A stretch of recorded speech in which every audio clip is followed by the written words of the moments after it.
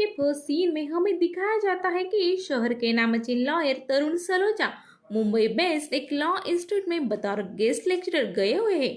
Student से interact करते हुए बोलते हैं कि अपने पेशे से कभी भी प्यार मत करो, क्योंकि कानून और जस्टिस ये दो अलग बातें हैं। जस्टिस दिलाने के लिए कानून सिर्फ एक जरिया है। जब आप अपने क्लाइंट को जस्टिस देने के लिए हर कोशिश करने में सक्षम हो जाएंगे, तभी आप एक बेहतर लॉयर के रूप में जाने जाओगे। उनके स्टेटमेंट पे वहां बैठी एक स्टूडेंट सवाल पूछती है कि सर, आप ऐसा क्यों कह रहे हो कि पेशे से प्यार नहीं करना चाहिए? कोई एग्जाम्पल है आपके पास? जिस पर हंसकर तरुण बताते कि शायद 2012 में घटी निर्भया वारदात आप सभी को याद होगी। जो 5 दरिंदे इस केस में सस्पेक्ट थे, उनमें से एक नाबालिग था और उसी ने दिए एक गहरी चोट की वजह से पीड़ित लड़की की मौत हो गई थी। वो लड़का ट्रायल के दौरान 18 साल का हो भी गया था। पूरा देश चाहता था कि बाकी 4 कैदियों की तरह उसे भी फांसी की सजा दी जाए, मगर कानून ने लोगों के इमोशंस पे थोड़ा कम ध्यान देते हुए लॉ के अनुसार जस्टिस किया और उस लड़के को सिर्फ 3 साल की सजा सुनाई। पता है क्यों? क्योंकि क्राइम करते वक्त उसकी उम्र को ध्यान में रखा गया और ना ही उसने किए जुर्म को। इससे क्लियर है, हमें अपना काम करते वक्त इमोशंस को कंट्रोल करना होगा और क्या सही है और क्या गलत, इस पर ही फोकस रखना होगा। सीन यहाँ से शिफ्ट होता है और अगले सीन में हम देखते हैं कि अंजलि नाम के एक assistant costume designer Rohan Khurana नामक एक डायरेक्टर के घर जाकर खुद की कलेक्शन दिखाने लगती है। रोहन का बर्ताव कुछ ठीक नहीं लग रहा था। वो अंजलि को गलत नजरों से देख रहा होता है, साथ ही उससे गलत बातें भी वो कर रहा होता है। एक मौके पर तो अंजलि को जकड़कर अपने पास खींच लेता है, फिर वो उसके साथ गलत हरकत करने लगता है।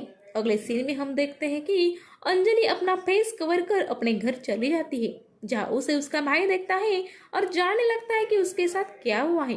तब अंजलि उसे बताती है कि डायरेक्टर रोहन ने उसे अपना कलेक्शन दिखाने के लिए घर बुलाया, बाद में उसके संग गलत हरकत की, फिर वो पुलिस कंप्लेंट कर देते हैं, जिसके बाद पुलिस फौरन हरकत में आकर रोहन को फिल्म सेट पर काम करते वक्त अरेस्ट कर लेती है। वही दूसरी और अंजलि को गवर्नमेंट हॉस्पिटल में फिजिकल एग्जामिनेशन के लिए लेकर जाते हैं, जहां लेडी डॉक्टर प्रेजेंट न होने की वजह से मेल डॉक्टर ही उससे सवाल पूछने लगते हैं। उन सवालों से अंजलि काफी शर्मिंदगी महसूस करती है, मगर वो काफी कॉन्फिडेंस से उन सवालों के जवाब देकर फिजिकल एग्जामिनेशन को कंप्लीट कर देती है। अब तक के हाई प्रोफाइल मामला मीडिया में उछल गया होता है, जिस वजह से पब्लिक काफी गुस्से में होती है। जब रोहन को कस्टडी से कोर्ट में ट्रायल के लिए ले जा रहे होते हैं, तब काफी लोग और एनजीओ उसके खिलाफ प्रोटेस्ट कर रहे होते हैं। रोहन की वाइफ कैनाज शांत खड़े होकर ये नजारा देख रही होती है। सेशन कोर्ट सभी सबूतों और अंजलि के स्टेटमेंट को ध्यान में रखकर रोहन को दोषी करार देते हुए 10 साल की सजा सुनाती है। कोर्ट से बाहर जाते वक्त रोहन रोकर अपनी वाइफ कैनाज को बताता है कि उसने कोई गलत काम नहीं किया है, उसे तो खामखा इसमें फंसाया गया है। रोहन की आंखों में कैनाज को सच दिखता है, इसलिए वो लॉयर तरुण इनके ऑफिस जाकर रोहन के केस पर हाई कोर्ट में अपील करने की रिक्वेस्ट करती है। तरुण पूरी केस स्टडी करके अपना डिसीजन बताता हो, ऐसा बोलकर उन्हें जाने कहते हैं। जब घर आकर तरुण अपनी वाइफ शिल्पा को बताते हैं कि मैं डायरेक्टर रोहन खुराना का केस हाई कोर्ट में लड़ने जा रहा हूँ, तब शिल्पा काफी गुस्सा हो जाती है। उसे लगता है ऐसा कदम उठाने से तरुण की रेपुटेशन कम हो जाएगी और उसे सब लोग पैसों का लालची समझने लगेंगे। तब तरुण से समझाते हैं कि कानून में ही लिखा है कि भले ही गुनहगार को सजा न मिले, पर कभी भी किसी बेगुनहगार को बेवजह सजा नहीं मिलनी चाहिए। मुझे रोहन के केस में वो बेगुनाह लग रहा है, इसलिए मैं एक केस हाथ में ले रहा हूँ और यकीन मानो मैं सच का ही साथ दूंगा। फिर अगले दिन तरुण लॉकअप में जाकर रोहन से मिलते हैं। तरुण से साफ शब्दों में पूछते हैं कि अगर तुमने सच में कुछ नहीं किया है तो ही मुझे हायर करो, क्योंकि तुम्हारा पैसा और मेरा वक्त दोनों काफी कीमती है। फिर रोहन उन्हें पूरी बात बताने लगते हैं। तभी सीन शिफ्ट होता है और हम देखते हैं कि अंजलि के घर पब्लिक प्रोसिक्यूटर हिरल गांधी जाकर कुछ सवाल करने लगती है। हिरल एक टैलेंटेड और आक्रामक तेवर की लॉयर होती है। जब हाई कोर्ट में सुनवाई शुरू होती है, तब हिरल सभी सबूतों को पेश करती है, साथ ही वो ये भी प्रूफ देती है कि सेट पर मौजूद लोगों का कहना है कि रोहन का नेचर काफी रंगीन मिजाज का है और उसके इससे पहले कई अफेयर्स भी रह चुके हैं। ऐसे आदमी को 10 नहीं 20 साल की सजा मिलनी चाहिए। तब तरुण डिफेंस ये बताते हैं कि मेरे क्लाइंट रोहन निर्दोषी और उन्होंने कोई गलत काम नहीं किया उनका अंजलि से अफेयर था और एक जो कुछ भी हुआ है वो दोनों की सहमति से हुआ है। ये बात वो कोर्ट को अगले कुछ दिनों में विद प्रूफ साबित करके दिखाएंगे, ये बताते हैं। इसके बाद कोर्ट अगली डेट अलॉट कर सुनवाई खत्म करती है। जब तरुण कोर्ट से बाहर निकलते हैं तब मीडिया वाले उन्हें घेर कर कई सवाल करने लगते हैं। तभी भीड़ में से एक औरत उन पर ईंट डालकर अपना प्रोटेस्ट भी रजिस्टर करती है। इस बात से तरुण को काफी गुस्सा आता है, मगर वो ये ठान लेते हैं कि वो सच के जड़ तक जाकर ही रहेंगे। जब अगले तारीख को कोर्ट में केस की हियरिंग शुरू होती है तब तरुण इन्वेस्टिगेशन ऑफिसर को कुछ सवाल करते हैं, जिसमें वो पूछते हैं कि अगर केस मॉर्निंग में रजिस्टर हुआ फिर आप शाम को रोहन को अरेस्ट करने क्यों गए?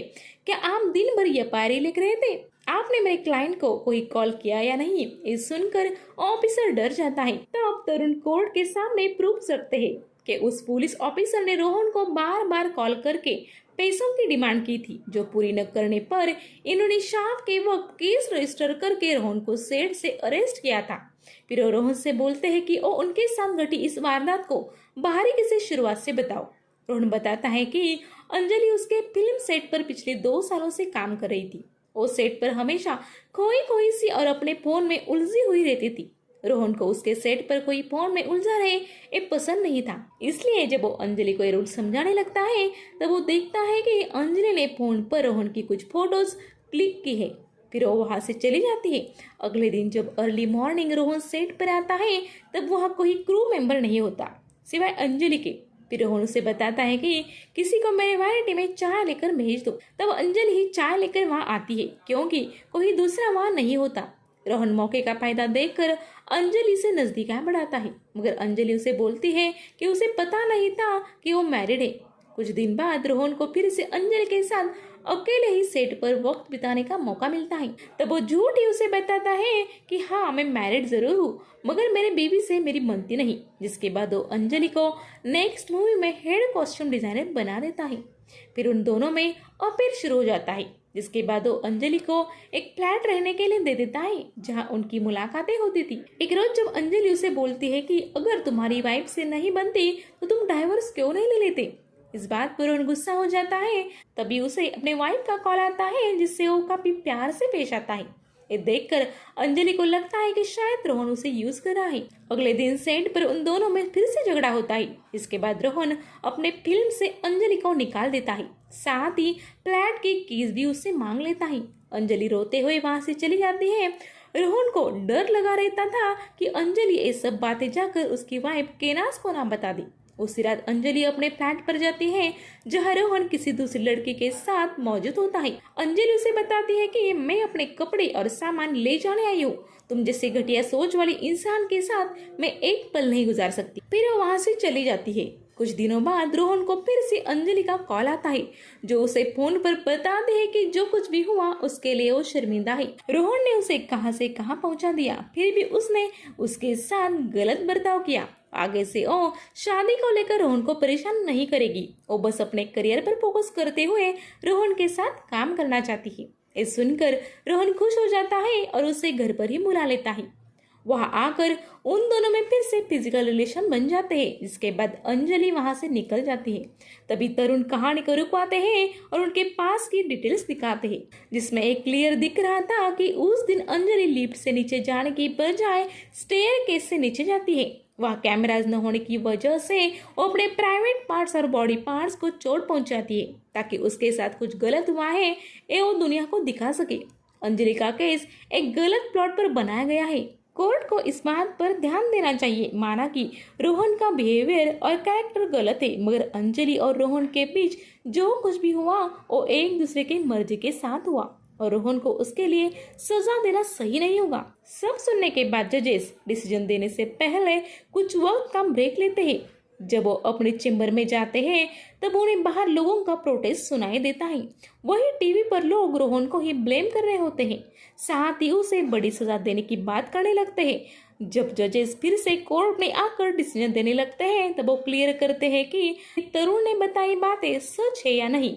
इसे वो सिर्फ रोहन के बयान पे यकीन नहीं मान सकते। कानून के प्रोविजंस को नजर रखते हुए वो इस नतीजे पे पहुंचे हैं कि रोहन पे लगे चार्जेस सही है और उसे सेशंस कोर्ट ने दी हुई सजा एक कोर्ट कंटिन्यू करता है। इस नतीजे से तरुण खुश नहीं होते। वही जब रोहन अपनी वाइफ केनास के पास जाने लगता है तब वो उससे मुंह फेर लेती है। एंड में जब लॉयर हिरल अपने क्लाइंट अंजलि से मिलती है तब अंजलि उसे साफ साफ बताती है कि थैंक यू, आपने मुझे अपना बदला लेने में मदद की। रोहन ने बताई सारी बातें सच है, जो भी हुआ वो हम दोनों के मर्जी से हुआ, मगर उसने गलत बातें बताकर इस रिलेशनशिप की शुरुआत की थी। मेरे इमोशंस के साथ खेलने के लिए उसे सजा मिलनी ही चाहिए। ये सुनकर हिरल काफी कंफ्यूज हो जाती है। उसी रात जब हिरल अपने मंगेतर के साथ तरुण के घर डिनर के लिए जाती है तब वो तरुण को बताती है कि आज के केस में जस्टिस हुआ ही नहीं, आप सच थे।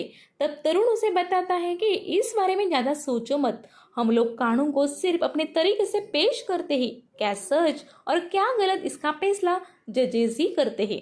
हमें तो सिर्फ हमारा काम अच्छे तरीके से करना है, जो आज हम दोनों ने किया। फिर वो दोनों हंसते हुए डिनर टेबल की ओर बढ़ते हैं। इसी के साथ एक फिल्म यही खत्म हो जाती है। जैसे कि फिल्म के स्टार्टिंग में तरुण ने कहा था कि लॉयर को अपने पेशे से इमोशनली अटैच नहीं होना चाहिए, क्योंकि कानून और जस्टिस ये तो अलग अलग बातें हैं। वकील कानून को अपने तरीके से पेश करके अपने क्लाइंट को जस्टिस देने की कोशिश कर सकता है और कुछ नहीं। ये हम इस फिल्म के आखिर में सच होते हुए देखते हैं। हालांकि ये स्टोरी पूरी तरीके से काल्पनिक है, मगर ऐसी घटनाएं हमारे आसपास शायद घट भी रही होगी। तो चलिए अब वक्त है आपसे विदा लेने का। अगर मेरा अंदाज पसंद आए तो चैनल को सब्सक्राइब जरूर करें। Good bye.